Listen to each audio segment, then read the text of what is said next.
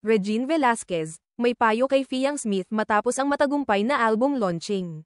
Isang matagumpay at emosyonal na gabi ang naging kaganapan sa New Frontier Theater nitong linggo, kung saan inilunsad ng Pinoy Big Brother Generation 11 big winner na si Fiang Smith ang kanyang kauna-unahang album na pinamagatang Forever Fiang.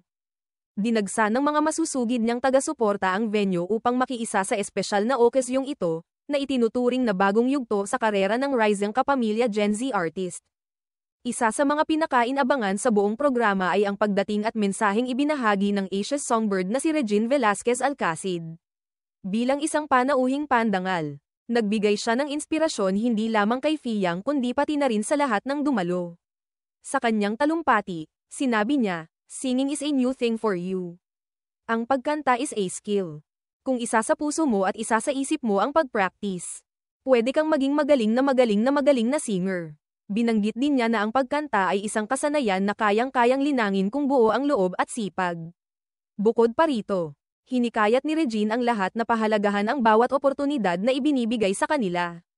Ayon sa kanya, alam mo hindi lahat nabibigyan ng opportunity to record an album, to do a show. So kailangan lang nating isa-isip at isa-puso lahat ng mga gagawin natin para lahat sila maging happy lagi. Bagaman walang duet na naganap sa pagitan ni Regine at Fiang, kitang-kita pa rin ang paghanga ng batang singer sa kanyang iniidolo. Malaki rin ang pasasalamat ni Regine sa naging partisipasyon ni Fiang at JM Ibarra sa paggawa ng kanyang mga music videos para sa kantang Wherever You Are at Crazy For You. Isa pang di malilimutang bahagi ng event ay ang duet performance ni Fiang at JM Ibarra para sa kantang Tayo Hanggang Dulo. Ang kanilang chemistry sa entablado ay nagpabighani sa mga tagapanood. Dahilan upang mapahiyawan at mapakilig ang buong audience, hindi rin nagpahuli sa pagbibigay ng suporta ang ilang dating housemates ng PBB Gen 11 tulad ni Kay Montinola, Rain Selmar, Colette Madelo, at Jeren Garcia. Naghandog sila ng kani-kanilang mga performance bilang pagbati at suporta sa kanilang kaibigang si Fiang, na ngayon ay unti-unti nang namamayagpag sa larangan ng musika.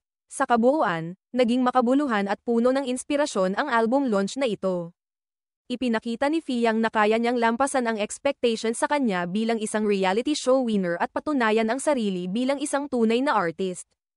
Ang gabi ay hindi lamang selebrasyon ng kanyang album, kundi isang pagpapakilala rin sa kanyang potensyal bilang bagong mukha ng OPM.